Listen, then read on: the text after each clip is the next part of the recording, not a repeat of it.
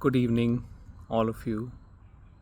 I would like to share a few words from Ramesh Balsekar's book, Confusion No More.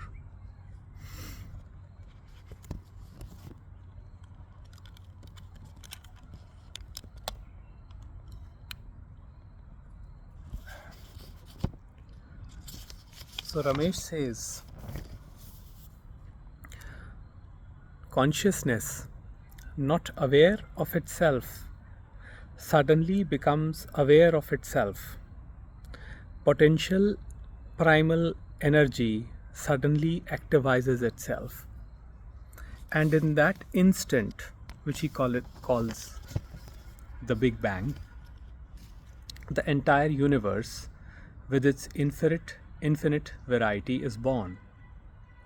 Consciousness is immanent in each atom and subatom, and at the same time transcends all manifestation and everything therein.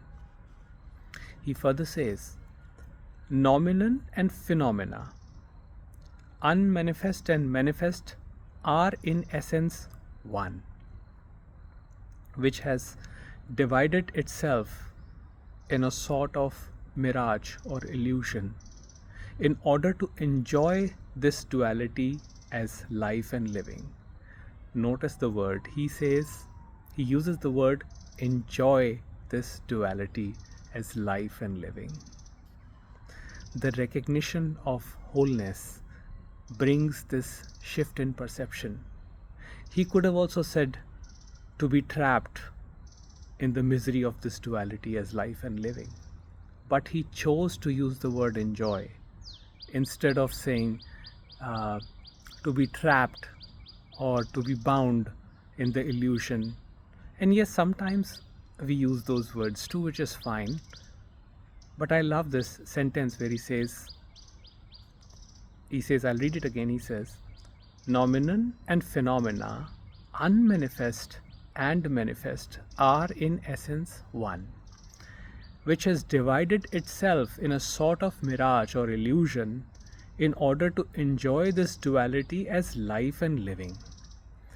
And at the end of this apparent expression, when the activized energy has exhausted itself, the entire manifestation goes back into the source, the unmanifest.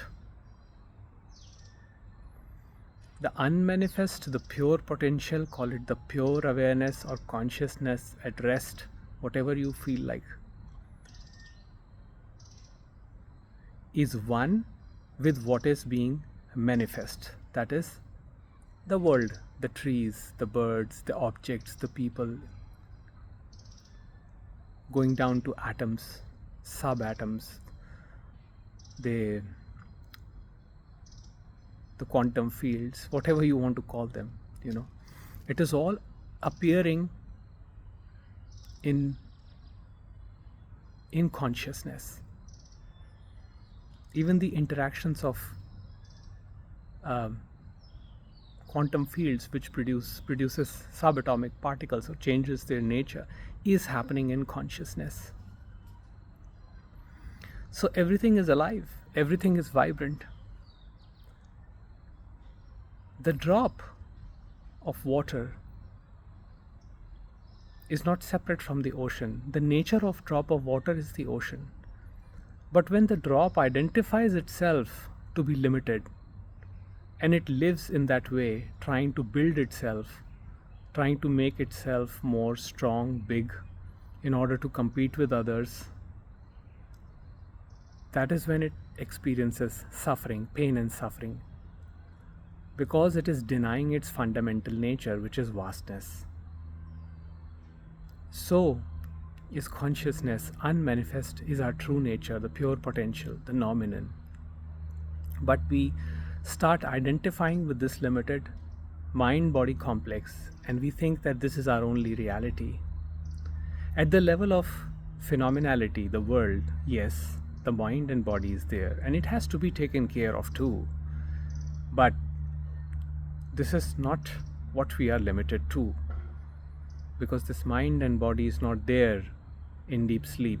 It is not our continuous experience. So when we understand that we are not the drop of ocean that is trying to become big and strong in order to survive in this world, but we are the vastness, we are the ocean itself, and our true nature is peace and calm. Movement happens, movement in the form of waves, droplets, all of that happens, but that's not what we are. We are in the depths of ocean, calm, peaceful, and we are all one.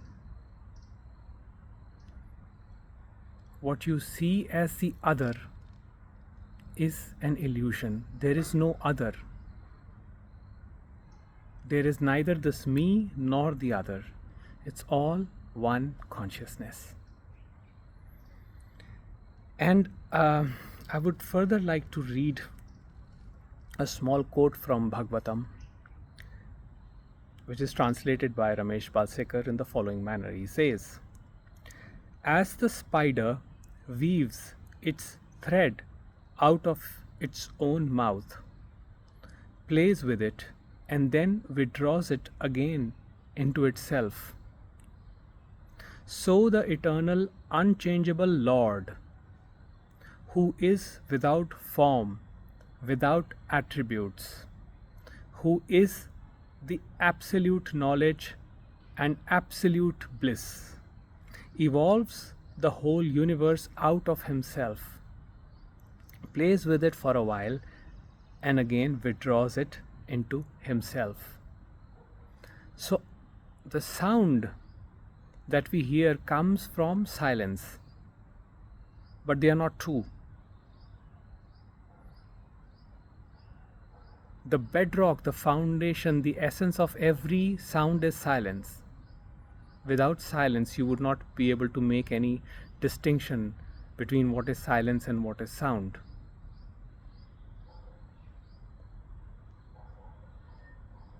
Therefore, all the multiplicity, the diversity that we see comes from one source.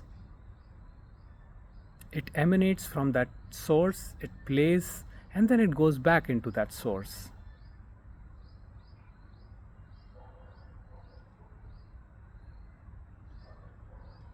So I thought I'll share some wisdom pointers from Sri Ramesh Balsekar. I wish you all a nice day. Take care.